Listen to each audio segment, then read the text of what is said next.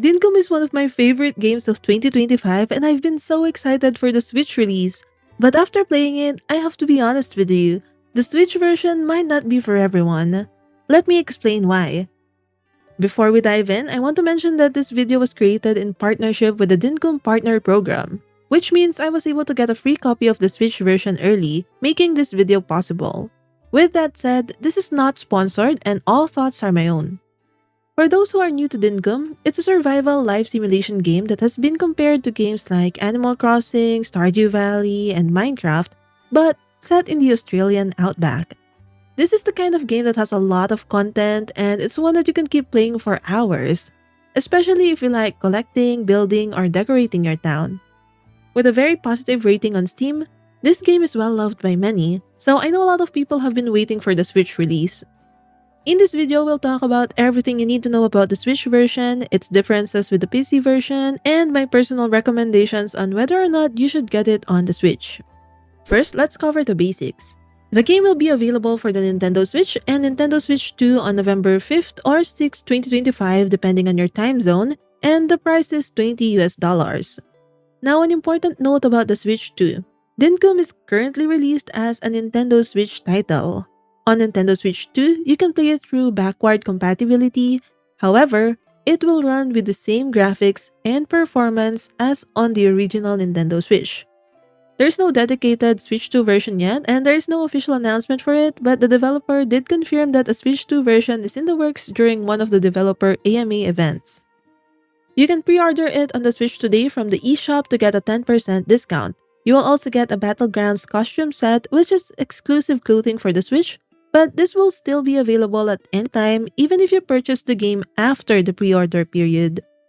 There are also physical editions available for pre-order and in my country, it will come with the original soundtrack and a Jackaroo keyring.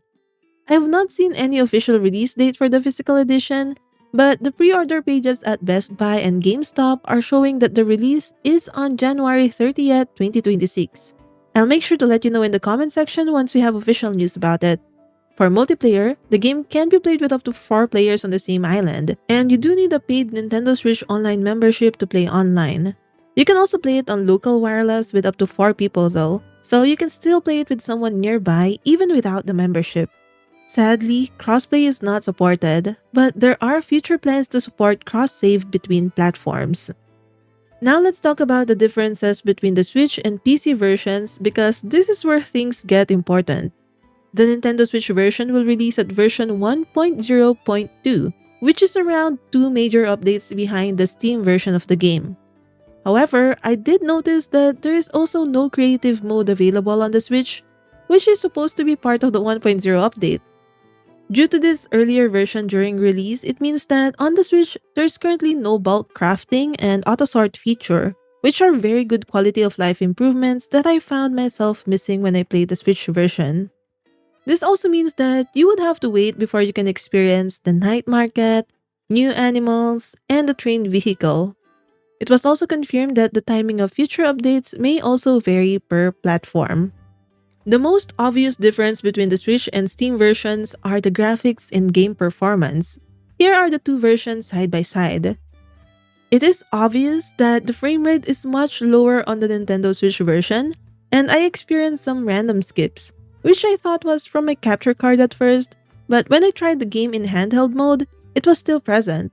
The characters also look different along with the colors of other game entities like the rocks.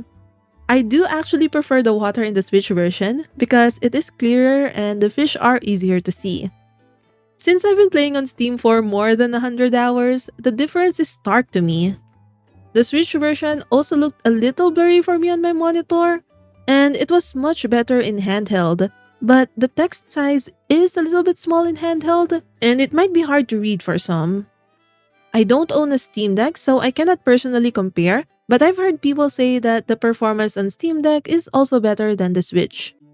I also noticed an input lag on some actions, especially when I'm navigating my journal and inventory. I'm not sure if I'm just bad at fishing, but I think that this input lag is also making fishing a bit more difficult for me. The touchscreen does work smoothly and it's very helpful for me when managing the inventory and navigating the journal. I do wish that the touchscreen also worked for the tools on your tool belt while outside the inventory though. With all of these differences, I highly encourage you to first try the Switch demo for yourself before buying the game. In the demo, you can play up to 1 month or 28 in-game days. There are some restrictions in the game progress since you can only access level 1 licenses, but I think this demo is generous since 1 month in the game can easily reach 10 to 15 hours or more of gameplay. I think playing for this amount of time can give you a pretty good overview on whether or not you want to continue playing further. Your demo save file will carry over to the full version, so don't worry about losing your progress. However, you can only have one save file in the demo. So, should you get Dinkum on the Switch? Here's my honest take. If you already have this game on Steam and Steam Deck, I cannot recommend buying the Switch version 2 unless you really want to play with someone who is getting the game on Switch. If you have it on Steam but you don't own a Steam Deck, you might want to wait until cross-save is already supported so you can continue your main save on the go. If Nintendo Switch is the only platform you can play this game on, I honestly still recommend that you get it, but try the demo first so you know what you're getting into. The gameplay footage from the trailers look far from the actual gameplay, so trying the demo is the best way for you to see it for yourself. Dinkum is truly such a lovely game. I thought that the lower game performance and graphics were annoying at first, but I found myself playing the game more and more on the Switch because I enjoyed playing it on the go. Being able to put down the game without being forced to sleep to save the game is also a huge plus for me. And it enables me to have quick gameplay sessions. It does make me sad to see a huge degradation in performance on the Switch though, and I really wish they would fix or improve this in the upcoming updates. Since I got the game for free, there's also the question of whether I would buy it on the Switch for myself or not. Honestly, since I already have the Steam version, my answer is no. Not right away. I will most likely wait until cross-save is available, or if one of my friends really wants to play it with me on the Switch. Otherwise, I'm happy to just continue playing on Steam. If you are planning on getting this game, here is a helpful tip.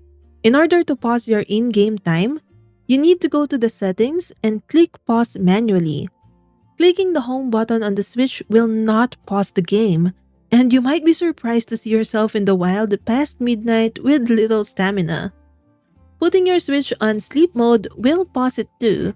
So remember to pause it from the menu or put your Switch on sleep if you are planning to do something for a while.